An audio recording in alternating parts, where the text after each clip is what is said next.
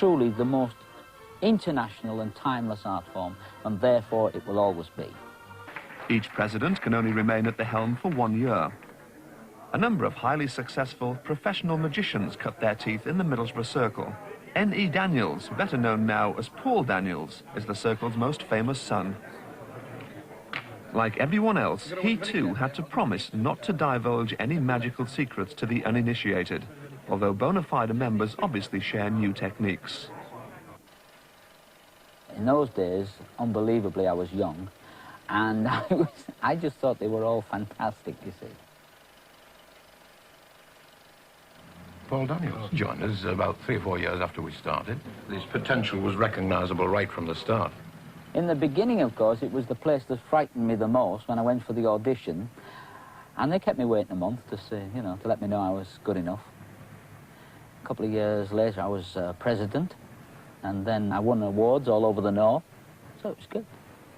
Early days. I remember the first time I met him, he called at my house as our secretary at the time to inquire how he joined the Circle. I'll never forget it because it was the time of the Teddy Boys. And when I answered the door that night, he was stood on the doorstep, and he's not very tall, as you know.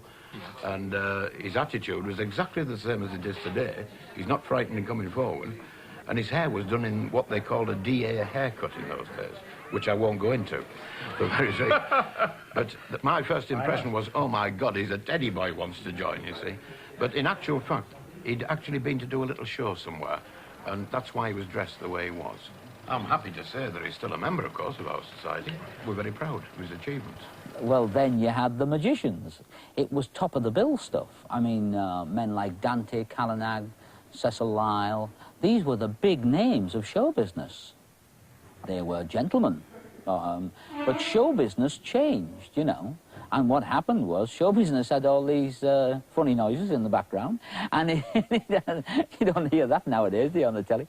But you had this sort of attacking approach of Bruce Forsyth when he came on with the Sunday night, the London Palladium game, Beat the Clock. He had a much more brash approach, but Magic didn't. Magic stayed gentle and elegant. And so it became a little dated. So that was it, you know. Pause. Sir Organist, just while we record this, could you... Several faces of magic. You will have the manipulators, you'll have the illusionists, you'll have the close-up boys, you'll have the clowns, and you'll have the geniuses. Modesty prevents me naming the genius. You asked for that, didn't you?